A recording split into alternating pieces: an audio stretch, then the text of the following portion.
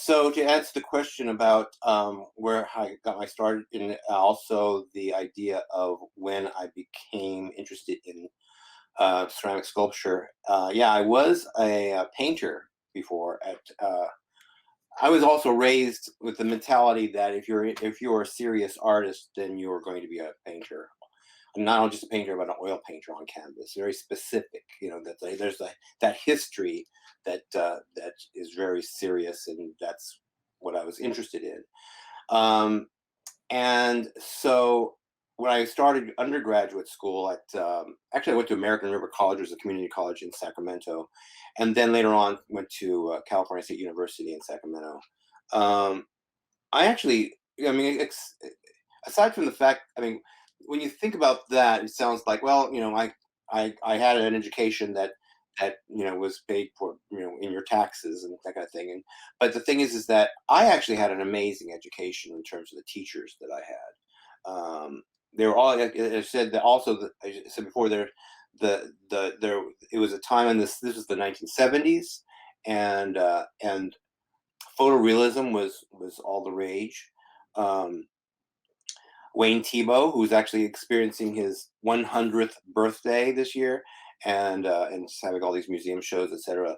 He later on became one of my teachers when I went to graduate school, as an example. However, the way that I got involved in ceramics was interesting. Was that, and I think that's a really good question to begin with, because uh, the way that things go, the way that if I was going to break my experience in art into chapters, a lot of times the thing that changes one thing into the other, these leaps that constitute change, have to do with me questioning what I'm doing, uh, seeing the problem at hand. Like, what is the problem at hand with my painting? And I didn't want to be a photorealist, even though I was trained to be a photorealist. I knew that there was something else. I had another identity that I had to discover, but I didn't know what that was. It's like a big mystery. It's like I know what I'm not, so what am I? And so the thing is that I needed to proceed from that point on. And what happened was I was at Sac State. We call it Sac State, California State University, Sacramento. I was at Sac State, and two teachers that were there was Peter Vandenberg and Robert Brady, who are well-known names in California ceramic sculpture. And but at this moment, there were just people that were teaching, and I would wander into the ceramic area of the department and see how people were making things. And I was just kind of like keeping my eyes open, and I saw the material of clay, and I thought, what was happening with me right at that moment, the thing that was problematic with my work was that I wanted to be more gestural. I wanted to be more open. I wanted to get more expressive, and that's one thing that the photorealism is not. Photorealism does not allow for experimentation. It's like, here's the photo. You know how to paint it. You may have a different kind of handling of the brush in a specific way, and how you fan out colors, and this is really kind of specific differences from one to the other. Or what is your subject matter? Sometimes subject matter discerns one from the other, one artist from the other. However, it's like what it should look like when you're done, which did not excite me at all. I wanted to know. I wanted to have a situation where I explored. So when I saw what clay could do, I thought, I realized that when I'm painting on canvas, I'm really well aware of that rectangle, and I can't be gestural because I'm coming right to that edge. Boom! It's almost like a barricade, and I felt that, and that wasn't a typical thing. I mean, it wasn't like somebody said, "Oh yeah, that damn problem of the edge." It was like people would say, "Arthur, just get used to this. Paintings are square. Just get used to it." And I thought, that's not a good answer. And so I thought, if I was being influenced by the edge, I need to change that edge. And so the thing is that when I saw clay, I would throw slabs. I think, I could throw a slab and have it all amorphous. fire that clay slab, and then do oil paintings on that clay slab. And then I would, if I'm going to react to that edge, if the edge is going like that, then I'll react in this way. So it's so that also brings to mind this idea of being conscious of the way that you think. Isn't it interesting the way that I think? Instead of saying "damn it," you know, which isn't it conscious that the way that you think is an objective answer, and "damn it" is subjective. It's like you're into your head. It's like that doesn't solve a thing. So there's my answer to that question. Yeah, so the thing that's really interesting about what happened after that was that I had actually previously applied to graduate school. I mean, I was going to graduate school already at Sac State. I Mm. did a I did my BA there, and then I was actually doing my MA there, but I wanted an MFA. And I also really wanted to teach. I really wanted to learn under Wayne Thiebaud. And so I applied I applied once in the beginning of my MA. I applied for my MFA, and if I'd gotten in there, then I would just have stopped my MA at Sac State. But I didn't get in. I didn't get in my first time I applied. And then the second time I applied with these slabs, these ceramic slabs I talked earlier about, with paintings on them, oil paint on clay, on bisqueware, basically what it was. And Arneson liked them, of course, because they were ceramic. It's interesting because they're oil paint on ceramic. Well, the fact they were on ceramic slabs, they became more of the domain of Arneson instead of Wayne Thiebaud. And so, and Arneson thought they were different and interesting. I would only assume, and he accepted me. So, the thing is that I got accepted into Davis, but I didn't get accepted into Davis with the intention of being under Arneson. So it's like, well, I'm going to go and I'm going to still, you know, this is just my shtick will be I'll be on ceramic, working on clay slabs or whatever. Also, I'm still a painter, but that's not the way it worked. So the terms, this is where materiality does come in to play. And the one thing I was to my advantage to this was that Arneson himself had that same history. He was first a painter that went into ceramics, and the only reason why he went into ceramics, here's the interesting thing, how life just, you think you know everything, but you don't. Just life just deals you this card, and you go with it. And it happens to be the thing that the one thing that saves you. You don't realize it. Arneson went into ceramics because he got a teaching job, in learning how you had to teach ceramics, and he didn't know anything about it. So he's like, so he like had to completely catch up with how to throw on the wheel and how he had to, because he was going to teach it the next semester, so he had to completely do this whole major thing. If he got a painting position instead, he wouldn't have done that. He wouldn't have. Who knows what his fate would have been. So same thing with me. And it's like one of those things when I got into graduate school, Arneson's, I'm all of a sudden I'm Arneson's TA because you're automatically Arneson's TA. I mean, they only choose one or two people in every department. And that year, Arneson just chose me. He didn't choose. I mean, I was the only ceramic grad student that semester. So the thing is that what happened was he would say, "Okay, so what do you know or whatever?" I said, if it's something else, if it's other than throwing a slab, I know nothing. Here I am, a graduate student under Robert Arneson, and all I know how to do is make a slab, and that was the absolute truth. So those 2 years, I had, that was the hugest proving ground I've had in front of me, and everybody was like thinking, what is this loser doing in this position? Like I was considered by a lot of people, by a lot of you know others thinking that I was a mistake in terms of being chosen for this. Also, there is the stigma of being a Sacramento boy. You know, it's like everybody's coming from all over the country to go to graduate school at Davis, and I'm just 14 miles away, and so not really for a long time, not really considered seriously at all. And the one thing I learned during the time I was at Davis, I need to establish this because I've learned a lot of things from Arneson after that to this day when I think about things. But during those 2 years, What I learned from Arneson was how to develop a thick skin. Absolutely, absolutely. I survived that experience, and it's that which makes me understand not to just kind of go, okay, punch me. It's like the idea of saying, go ahead and try to touch me. You can't, you know. So there's two different ways of thinking. And Arneson told me how to not be touched. You're untouchable. And if it wasn't for that, there's a lot of stuff that would have beaten me down.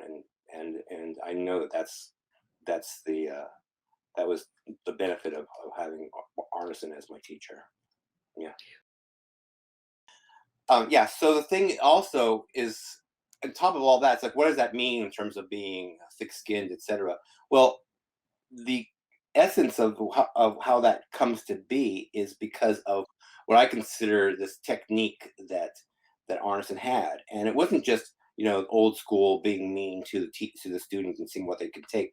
It's this it's an actual procedure that Arneson had that he was the best at. And the thing is, what that was was this idea that initially, no matter what you make, he's not going to like it. He could personally love it, but he's not going to let you know that. In fact, he's going to detect the flaws in it and let you know in your critiques. So that doesn't sound like such a big deal. It's like, and so what happens is, and that sounds kind of typical, of a critique, a harder critique.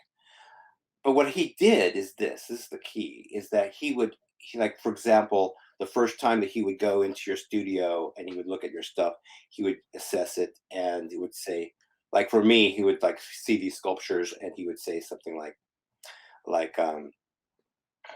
all these sculptures are on these pedestals, or what are these? But there were four-legged pedestals. It's like, what are these, tables, or what are these? I said, well, they're pedestals, Bob. So you can see the things on it. He goes, you know what? That these things look really too stagnant, and I can imagine that if they were on wheels, then that would imply, that they're going somewhere, or that they, all of a sudden, then that'd be the whole Brancusi thing too. That all of a sudden, then the pedestal becomes more important than just a pedestal. Which I think what you're trying to do with making four leg instead of just a white cube. So, think about that. And that's a really good idea, Bob. So you put so you put wheels at the bottom of all your work. He comes back 2 weeks later or whatever, and he goes, "What are all these wheels on your pedestal?" I said, "Well, Bob, do you remember how we were like?" It's really funny you're asking me that, because actually that was kind of your idea, that you said, your suggestion, that he goes, and Bob would not intentionally not make eye contact. He'd come into the studio with a cigar. All these guys smoke cigars, and he'd go, "No, no, no, I wouldn't say that. No, like looking up in the sky, it's like, Bob, and trying to make eye contact, you're not going to get it." And he says, Bob, and he goes, in fact, you know, I'm wondering, why the heck do we even need pedestals? I mean, isn't your work, why are you putting them on pedestals anyways? Are you like wanting them to be a certain height just to accommodate the viewer? Or are you interested in making the work, what is the height of your work? What's wrong with just putting them on the floor and making the if they're interesting enough, the viewer will go down on their knees and look at the work. I mean, why don't you give yourself some challenge? So that would be a critique. See, yeah, it's really tough stuff there, Bob. But yeah, I can see how that would be really interesting. And so, of course, 2 weeks later, come back in. All the work is on the ground. Why are all these on the ground? I'm going to fall right over these things. What the? It's like, Bob. And so he would do this. He would do it week after week after week after week. He would do it. And if you didn't catch on for 2 years, then that's your scenario. Bob always hated my work. I don't understand why he just never approved of my work, blah, blah, blah, blah. And there are people who actually have that. That's the story of their 2 year stay. That's the mythic story. That's their mythic story. And until you say, Bob, and it was like, I think, a good year with me, or less, hopefully less than a year, but I know a better part of a year where I just said, and I was raised to respect my elders and not to you know not to count count talk back and all that kind of junk.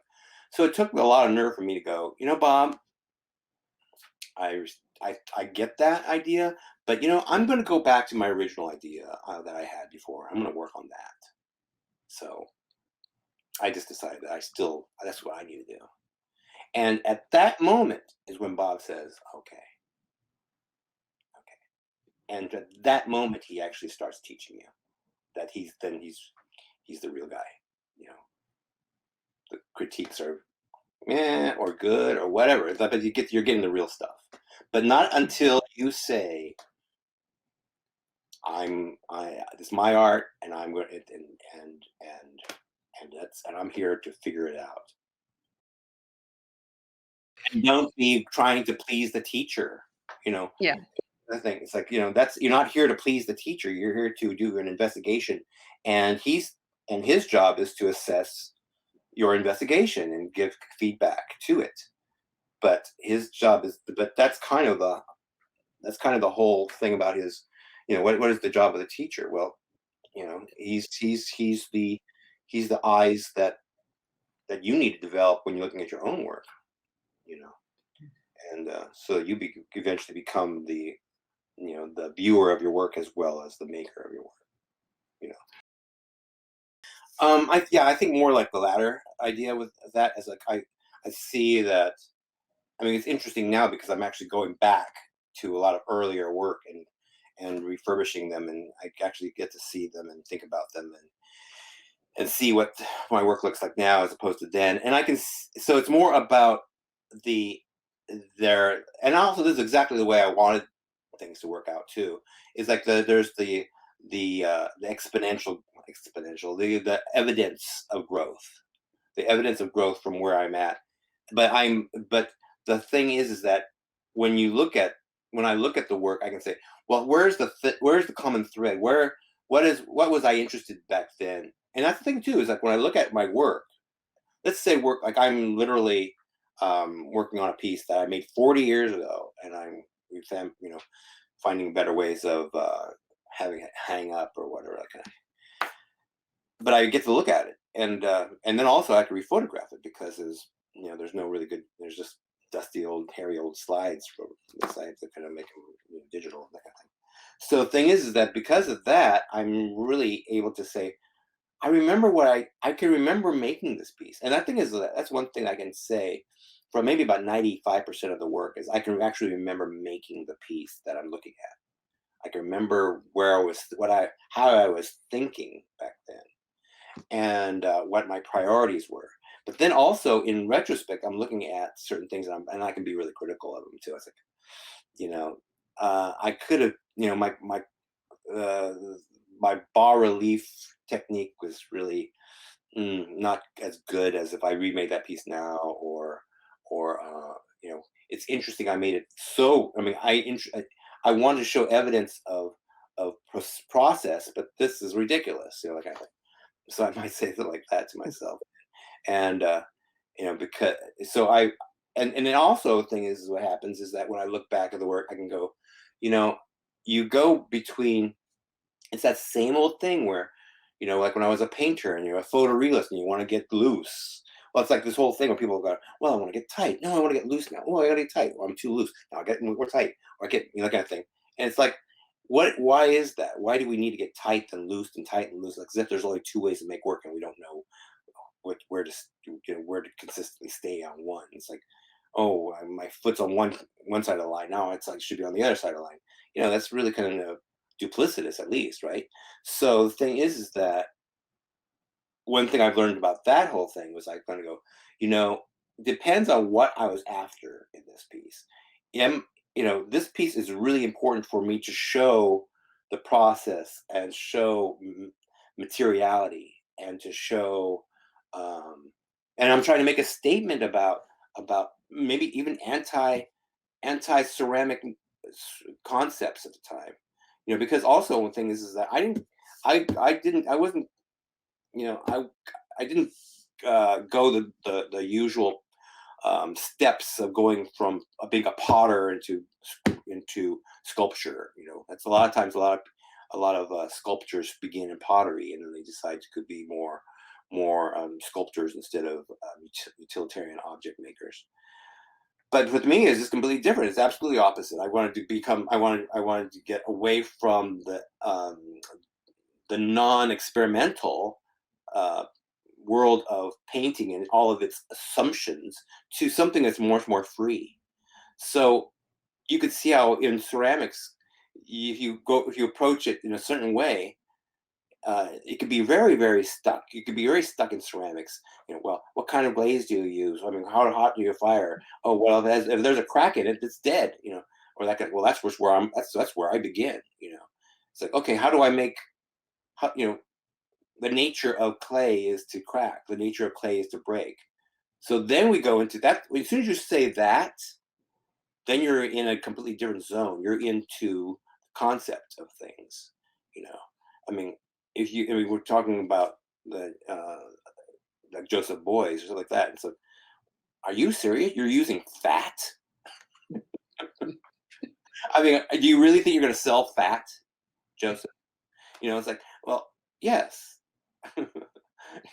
because it's not about, it's because I'm thinking how that is what how its nature is and how it's going to contribute to this other idea, and I'm going to strive to complete the idea.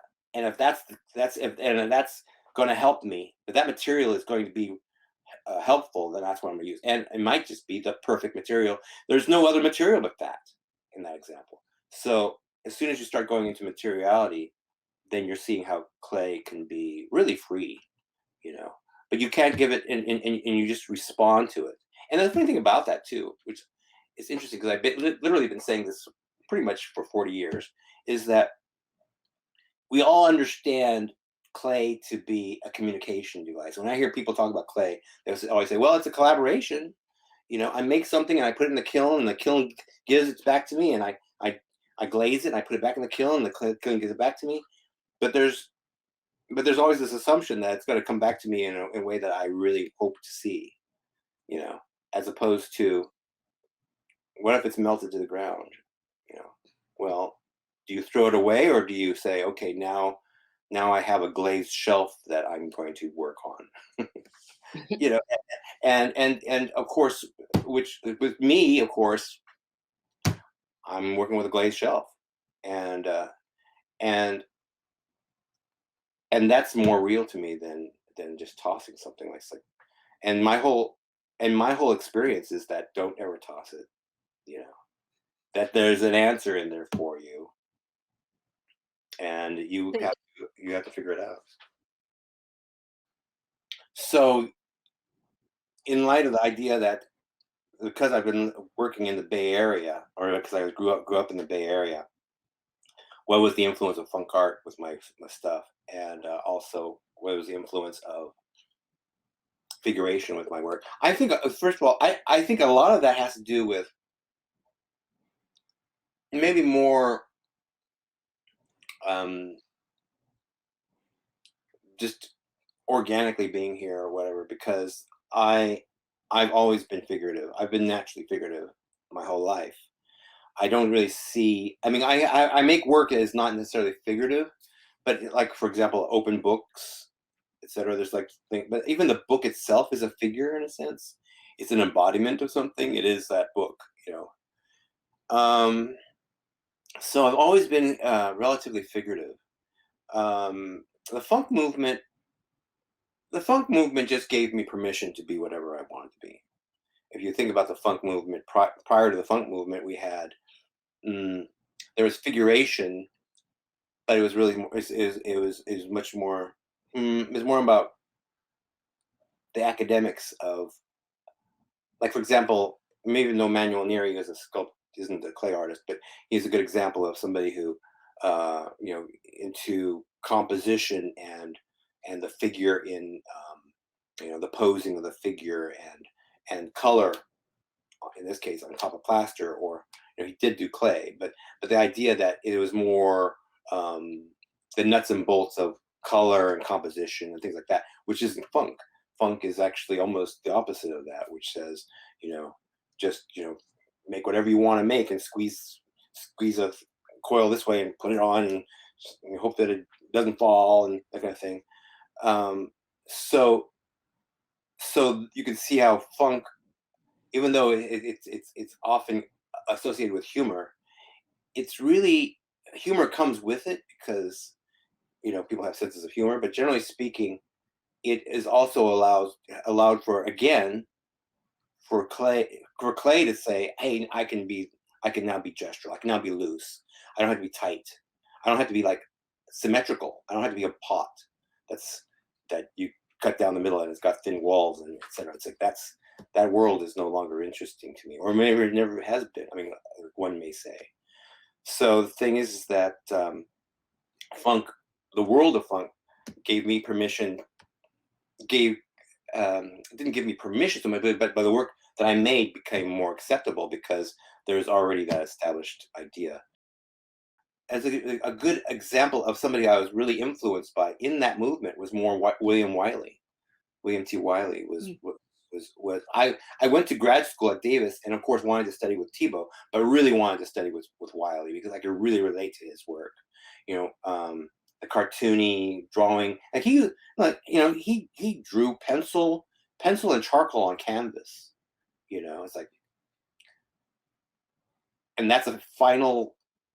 That's the way you want to leave this, William. Bill, you really want that's the end result? Yeah, because he sees the aesthetics of the beauty of how charcoal is on canvas and not as an interim material. The same thing with Manuel Neri. He used paint on plaster, and that's the final material because the beauty of plaster.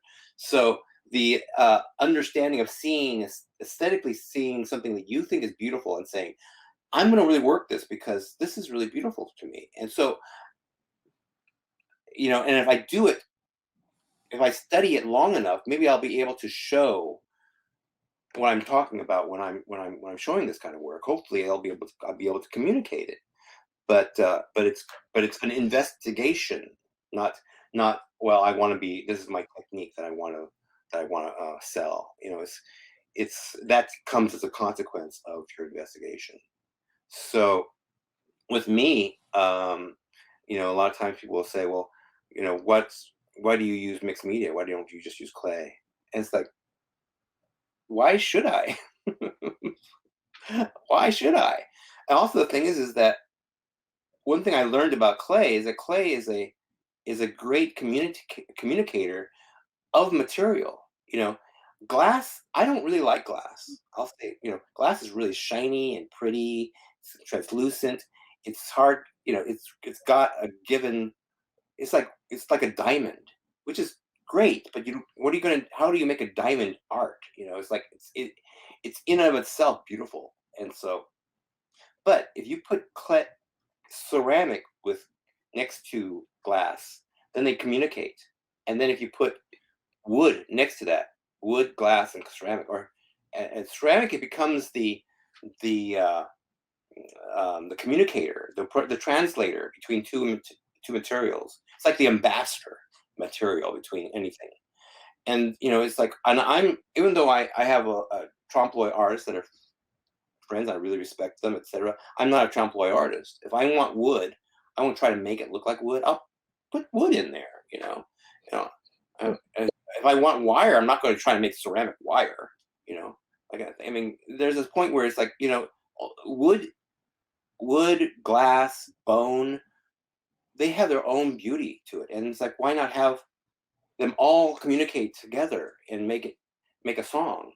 Of course, you can also, if you do it incorrectly or if you do it too haphazardly, then it becomes chaos, becomes a din of noise, and it looks terrible and it doesn't communicate anything. It just looks like you're desperate, which is actually interesting because I got a similar review of that when I started with this idea back in the 80s. I remember having a show on my sculpture, and and I got a review, and the review was, Arthur Gonzalez makes adequate enough work, good enough sculpture for him not to resort to adding these little doodads all over the place or something like that. And so I thought that was a really interesting assessment because of course, I didn't think that I was doing that, but that was this person's impression of what I was doing. So as if I was grasping at trying to make something successful via adding these things, kind of a desperate move to to to to um, cover the fact that these sculptures are not quite up to snuff. And so, well, if that's your take on it, then I've got to practice more because I have to do this until I get a review that says I understand the personal symbolism and they marry really well with everything else, and it's seamless work. Now that's the review I'm after. So I'm not after saying, well, I better stop putting these things on there because I'm I seem to be good at sculpture, and so I'm just going to do that. Well, what a wimp. Well, I think the thing is that in terms of the wondering how the materials work for on the viewer level, and what am I trying to communicate with mixed media, it's more of an idea that I mean, there's a lot of different things to consider. Um, there's the piece called Sleeper Wakes, and then there's another piece that's called Dialogue with My Abyss. Now, they're both completely different pieces in terms of their intentions. The Sleeper Wakes is basically an aesthetic an aesthetic pursuit. In other words, I made the sleeper portion of that in 1982, and it was just a sleeping head and with the arms folded like that, and it was again, it's like that's it's a good enough sculpture, um, and I just didn't, but it doesn't, but if a sculpture doesn't have a certain kind of um, interest to me, if it doesn't have the thing, it doesn't have a certain quiet to it at the same time, then it stays in the studio, or I just never let it go. I don't let things go just because they're good enough. And I had this piece, and I kept on adding to it, and it has some plaster on it, and it's like I'm working it, and I'm taking things off and on over years. Honestly, this is one of the pieces that took a long time for me to resolve, and I wouldn't be really super serious, like, oh my God, he spent years. Well, no, it's like, I spent a day here one year, and 2 days here the next year. Maybe 5 years went by, and I spent a minute on it. That kind of thing. But it does change so many times. And then eventually, I was thinking about. Well, I realized the reason why a big reason why that piece was not happy. I wasn't happy with it is because it was a piece about being 360 degrees. In other words, my work is also one aspect of my work is that the work is often on the wall. A lot of the work is on the wall, and that's the painter in me. The idea that I want to control the viewer's attention, and the way that you do that is kind of like a Baroque procedure, which is you're setting a stage. You're thinking like with Baroque artists, it's all very dark and very almost like you can see that every painting could be actually a set on a stage, on a play kind of thing. That's often, and the lighting is intentional. Well, that's all on the wall. That's what a painting is. So sculpture on the wall was how I controlled that. So in that idea of the sleeper wakes, that piece in essence is not 360. Look at the back of it, it's just completely, at least at one point. And so I put a second. So I had this head over here. I wasn't using this face and this head over here, and so I epoxied it on. Mix some epoxy, slap it on. What did I think? Oh, I think that works out. Oh, it's actually all right. If I didn't like it, I'd you know get a chisel and chisel it off. My work is often I'm very hands on. There's a lot of there's epoxies, there's plasters, there's binders, there's screws, there's all kinds of fasteners on my work because my work is not I don't know what it's going to look like absolutely until it's out, and it might add this and add that. And a lot of times when I'm using materials, mixed media, I'm really honestly looking for what's ever in the studio, and I'm going, yeah, no, no, no. It's like I'm really kind of, you know, anything can work. So what am I looking for when I'm looking at those things? I'm often looking for that harmony, the thing, this big glass blob that's coming out. Well, for some reason, to me, that makes sense in terms of how your eye goes in the piece. How does my eye travel in this? Does it make me want to look around the corner? That kind of thing. So often I don't, so the idea of like saying, oh, I think I want to make this one, I need another element here. Well, I got to make it out of clay and fire it and put it in. That's not necessary. That might be a case, but I would say 80, 90% of the time I don't do that. I was like, I'm going to fabricate it. More fabrication after the fact. So the basis of the figure is always clay because clay is it communicates what I want it to communicate. I can't, it's very skin like. I think about clay as, especially in the figure, I think of it as skin.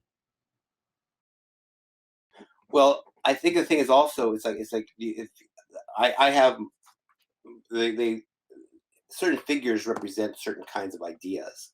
Like this is the work that was just in the studio, and like I said before, it's not to make an excuse, but I make figures of many different, like male figures, female figures, young little boys, little girls, older women actually, and and and so they have a certain, and I'm using those as certain kinds of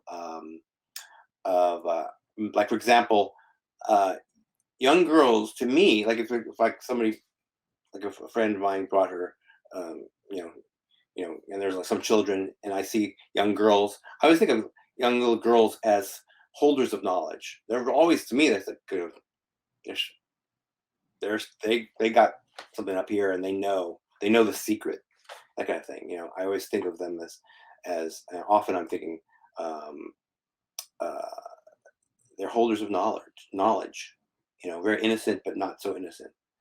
But little boys, to me, little boys are just like, they're just completely like, they're just all into their own, like, I, I'm going to be a man soon kind of thing, and look out, stand aside, like that thing, and not necessarily holders of knowledge. They're very adventurous. They're like adventurers. Like they get into trouble often. That kind of thing, and that also, and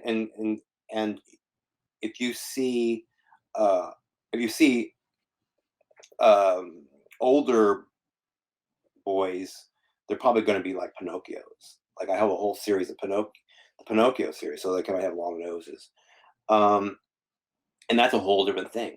And the reason why that is this: it's not some, it's Pinocchio, but they are not, they're not necessarily like liars, so to speak. They're actually not very smart, you know, and that's because of the original story of Pinocchio by Carlo Collodi in the 19th century, which is definitely different from Disney's version.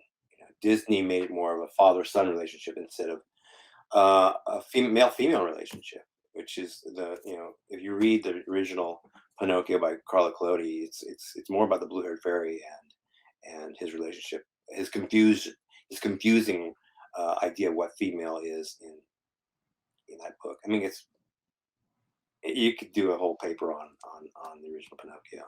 So when you're seeing those pieces that are, like for example, I'm thinking about one piece, um, Doubting Thomas.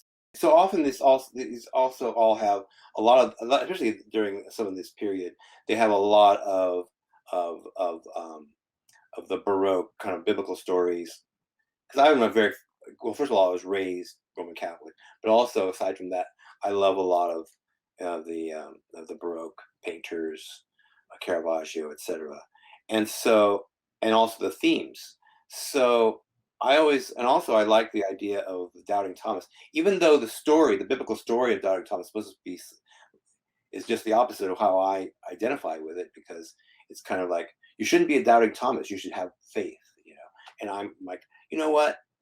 I'm going to use my brain and reason things out myself, and I'm going to be doubting, you know, until I understand, and so until I satisfy myself. So, in a sense, that's somebody of knowledge. So that's why there's a little girl there, because little girls are holders of knowledge, and she's like when her eyes are closed, she's like thinking. She's not asleep. She has her hand in a burning um, in the fire. But the thing is, that's another personal symbol where it's passion. Fire is not hot in my, and it's so you have to understand a kind of personal symbolism to really get everything. But it's one of those things where I'm, you know, that I'm cautious about really kind of like explaining every single thing because they're so layered, and it becomes less interesting to look at a piece once you know, oh, Arthur said this, Arthur said that. But generally speaking, you know, she's she has her hand in fire, and the fire is sitting on a chair. She's sitting herself on a large inner ear. So, you know, what is that? So if you know that inner ear is my symbol for balance, and if you know my, you know, a fire that's sitting on a chair is patience. So these are personal symbols that mean things to me. And as a consequence of these personal symbols, the resulting image is what, you know, the sculpture is what the evidence of that idea is. So I see art as evidence of a working theme that I want to talk about. Well, you know what? It's kind of it's it's kind of like yes and no. I mean, you if you know the history, if you've gone into the backstory of something, then you know, of course, you'll know the, you know, the you'll know more. But the thing is that I don't I don't I don't care if you do know what my personal symbols are. It's not really important. What I'm trying to do though is have it of understanding the nature of sculpture and understanding of how eye movement happens, that if I put a figure here and this line is going out this way and things are hanging this way, your eye is going to go like this and that way, and it's going to, and as it travels, as your eye travels compositionally, you're going to come up with your own answers. If it's interesting, you're going to hang out.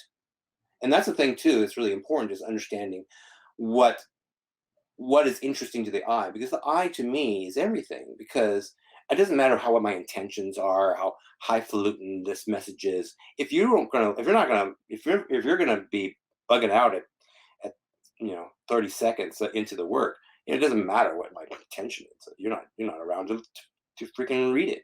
So it's important to understand what the nature is and the techniques are of how to make things more interesting to the viewer. I mean, it's just like a writer.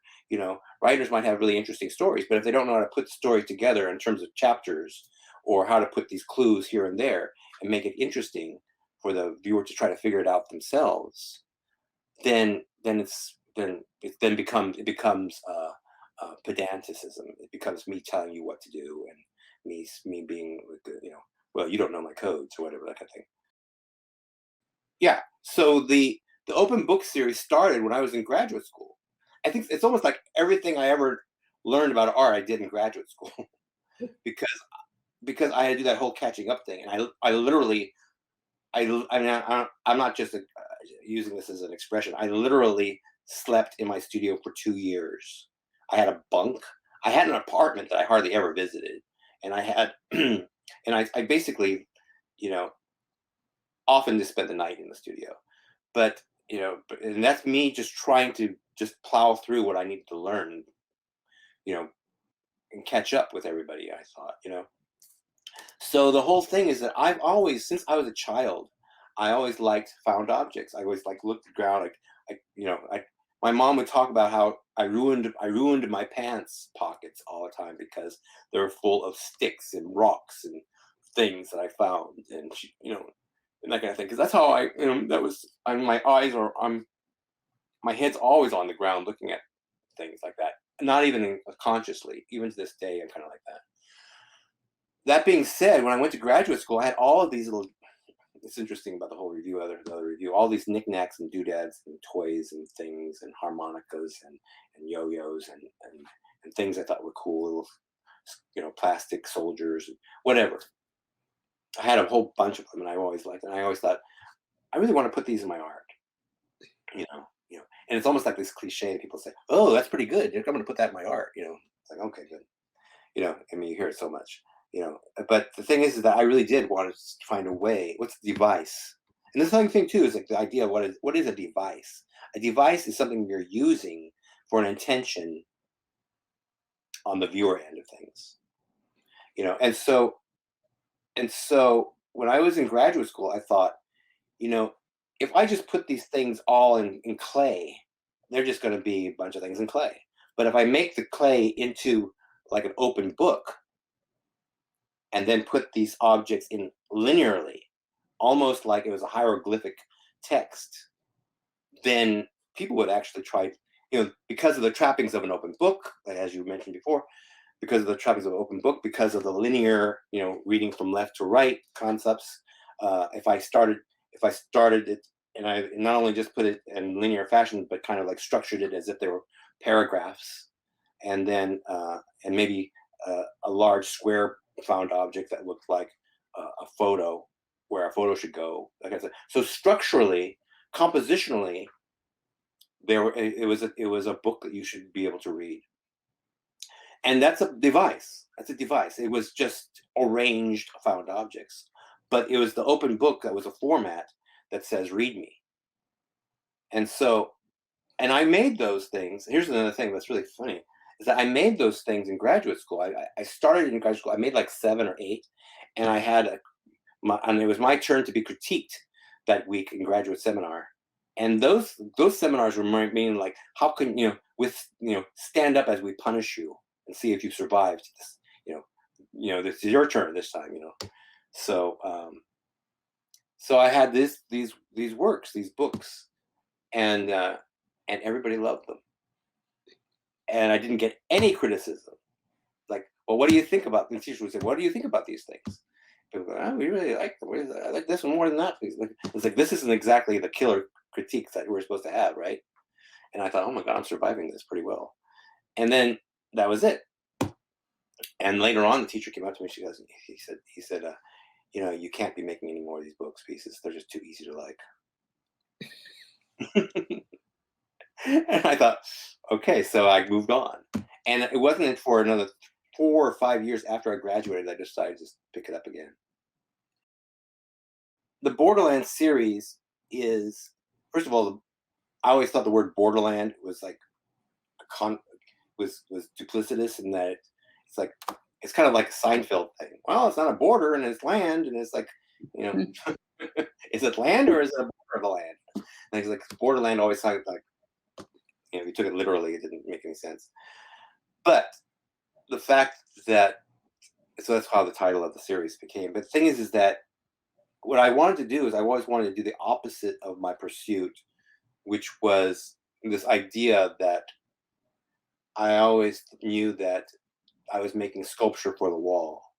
And the reason why I was making sculpture for the wall, if you didn't know it, if I was talking about the work, it sounded like I was a painter, because I would be talking about composition and arrangement and that kind of stuff on the wall, the narrative nature of that, that kind of stuff. So it sounded like I was talking about a painting. So my pursuit is basically the idea that sculpture itself, which is considered in the round, is always about the here and now. You bump into a sculpture you're not looking at, or it's in your way, or it's a thing of confrontation, hopefully. But a painting has the potential of being a thing that is of a different time and place. When you look at a painting of a cow in a pasture, I think that's in Holland.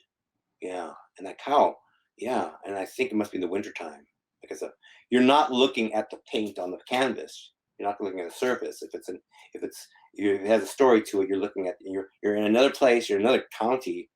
You're in another time and place. You're in another century. That kind of thing. So it's a different time and place. The nature, and also it's hanging on the wall, which is not the domain of where we need to be. We don't need to touch the walls. It's a place where art hangs. So if I'm making work on the wall sculpturally, then I'm making sculptural paintings. So that's that.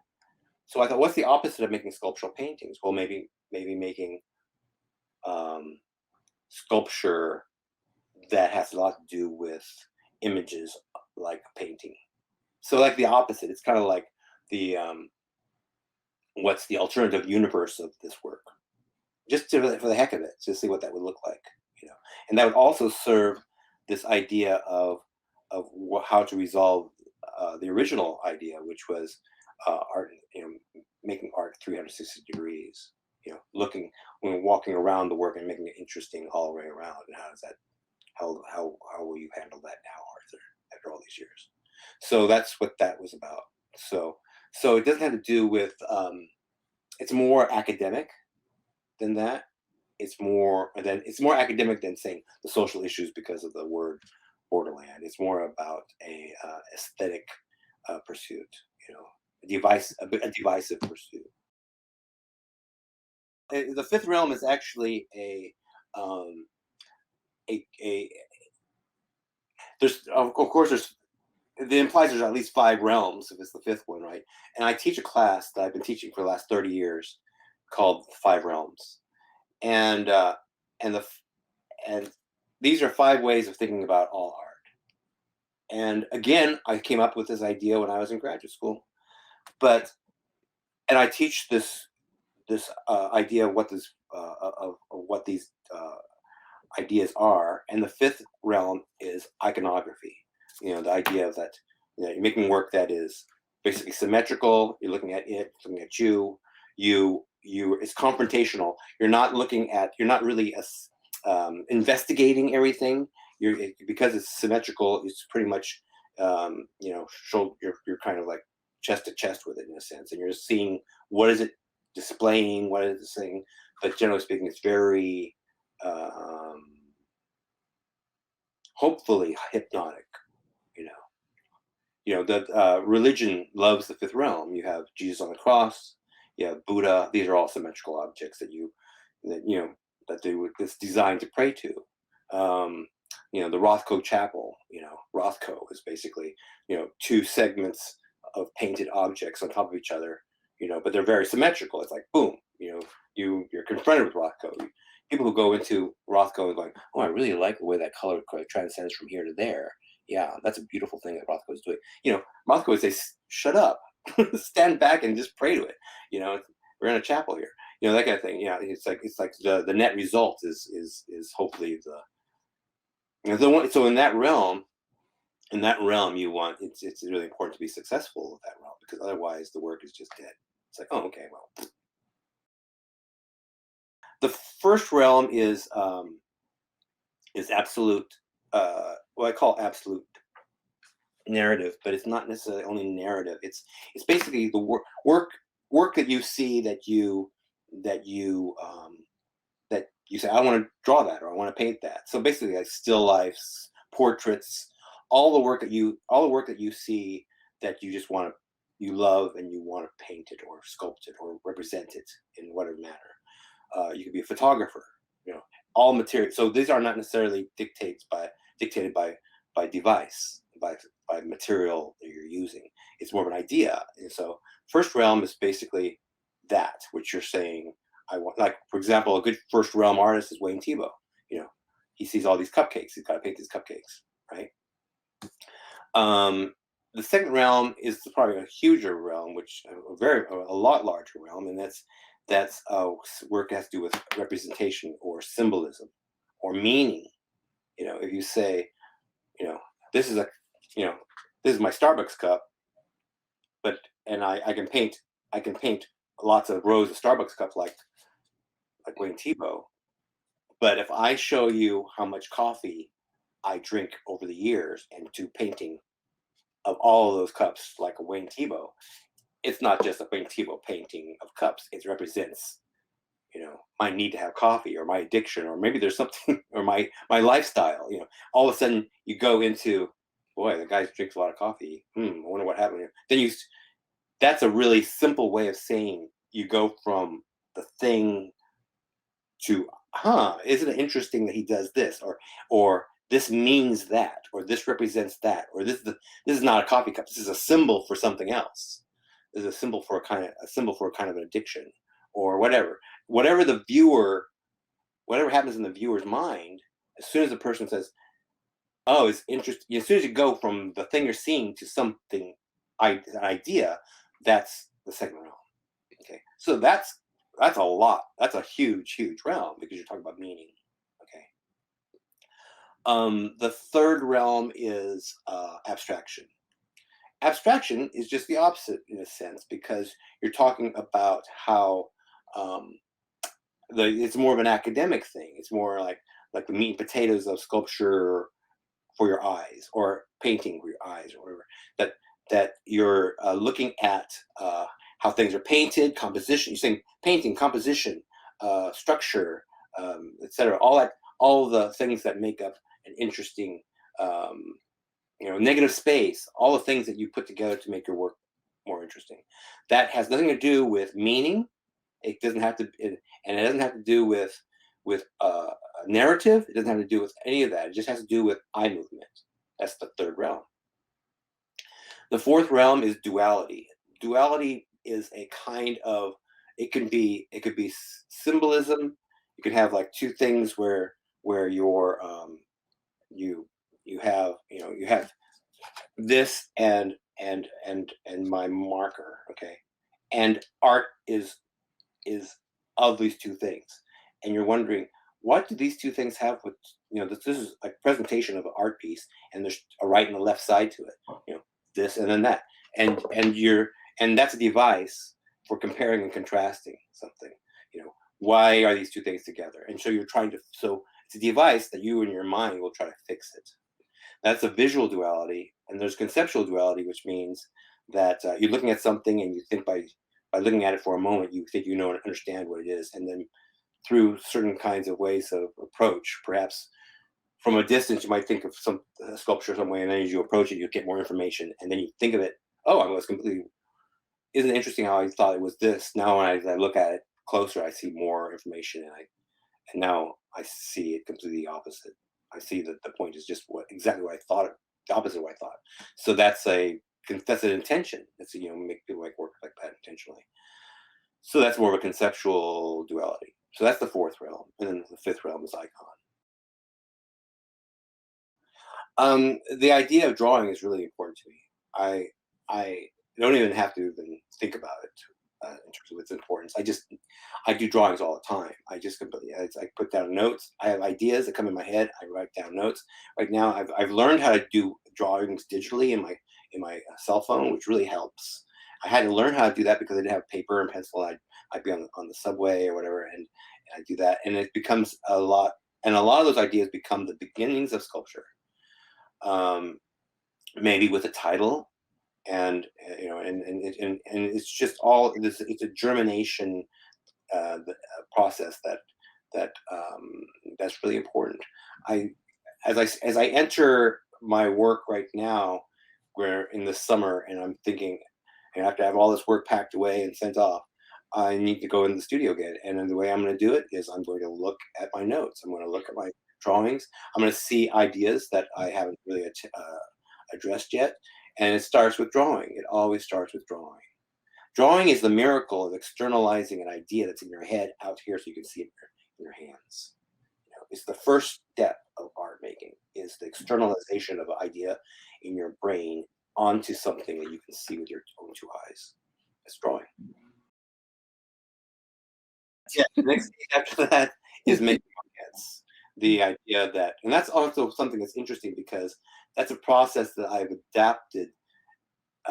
This whole procedure of drawing maquette final piece it sounds very, and it's kind of like too structured or whatever. That's Bob Arneson did that. That's how Bob Arneson always worked. The drawing, the notes of the drawing, then the maquette, and then the final piece. And I can, I also find the value of doing that these days because it's a way of actually um, giving intentionality to my process. But also, I then have to go back and say, well, the maquette, the drawing is implies this, but as I'm making the maquette, my hands are implying something else, and I can change it on the fly. And that's another thing too, is that any part of the process is changeable. It's all changeable. And that right down to when it comes out of the kiln and you're looking at it and you put it up, you go, well, you know what? I achieved that which I was pursued to achieve. And that's really not very interesting. you know I, all I did is affirm that I can make art that I can think of. So that's often not good enough. And I'm thinking, what does it need? How am I going to change this around? And a lot of work is just, it's like this, what I'm doing right now. They're just was waiting, like, hey Arthur, come on, I want to be art. It's like I'm trying. I'm trying to Well, find anything. Yeah. I didn't really used to like pastels like back in the day when I was starting to use them, because they're so messy. And I think I was when I, and that happened when I was when before I was before I was working in clay, when I was a painter, and then working with pastels. It's like, and the thing is that it wasn't until after I started working in clay, which is already a messy situation. For some reason I kind of got it. And in order to work with pastels, you have to build up layers, and it's the layering on good rag paper and good pastel, quality material, that you really get some real beauty. And I think the thing is, what I like when I think about using pastels, it's like, I mean, that's, often I'm really trying to get some nice investigations of color, but also I mean, I'm really intentionally saying it's time to get some beauty going on, and because it really is. Yes, it's very traditional, but also the thing is that, yeah, if I tap into my Toulouse-Lautrec mode, which I love Toulouse-Lautrec. It's like the guy I'm looking at. He's my favorite. Well, he's post-impressionist, but he's my favorite impressionist. The thing about that is that what's happening now is that I've got about 3 or 4 different series going on, depending on how I feel. It's like I have like this one series that has to do with predominantly about composition, new compositions. And so, to answer your question, uh, uh, is that I'm working. I've always been working with compositions, how things are structured, and I realize, what I'm trying to do is also, I'm I'm I'm constantly trying um, to show evidence of my theory, which is basically the idea that through composition, through your eye movement, you a narr- you know, an imp- not necessarily an absolute narrative, but a feeling of narrative. See, I don't feel myself as a Here's the thing: is I don't feel myself as a narrative artist. There's not. I don't claim to have like, this is the story of. But the thing is I know that if compositionally, if things are here, and the components are just right, if the mix is correct, then the viewer will want to know more and will understand, and then we'll also see often, a constant symbol that I use, and understand what it's for, and how, and also and then also what it is, it's through composition we'll see putting my symbols into usage. In other words, the figures are there to use, to ma- activate the symbols. This isn't just a bunch of symbols that are just, on interesting looking shelves or anything like that. The figure is important to be there because they're, using the symbols, they're activating it, they're using it. This is very much like a Joseph Beuys concept. As a matter of fact, when you look at Joseph Beuys' idea, it's important to know his pedagogy, his story, his myth. When you look at, even though he's not figurative, he is figurative because he is figurative through the story. And so you're seeing, like, sled, for example, you're seeing all these materials on a sled, and it's like, this is the survival, this is the mythic idea of how he survived. You know, a plane crash in World War II, etc. And so they become potentized. These objects, this is not just fat, as we said before. This is not just a flashlight. This is not just a blanket. These are survival objects that are aestheticized, and all of a sudden become beautiful because of how he packs that sled. It's just really, I really So the thing is also that's interesting, since we're kind of ending with this too, is the idea that what's happening is that it's interesting because like it's a benefit from the pandemic in a sense, and that I'm making these videos. I mean, I don't want to just say that's all I'm doing now, because I don't want to say that, because that's not what I'm interested in doing. But the thing is that there's the whole pedagogical, like the teaching thing, and the intentions. What happens as a consequence of just like what we're doing right now, as I'm talking about what's happening in my mind, and then there's the making of the art thing, and so they and to really intentionally blend those two things together, and that and basically what it's doing is aestheticizing pedagogy. It's making art, it's making learning idea into art, not just, you know, you have to not just the backstory to understanding art. It's becomes all at one time. That's why I'm using Joseph Beuys as a really good example, because his lectures, he's a professor, and his lectures became aestheticized. you know he's got big blackboards with chalk on them that becomes the work of art. Imagine that being a fragile material, one eraser away from being nothing.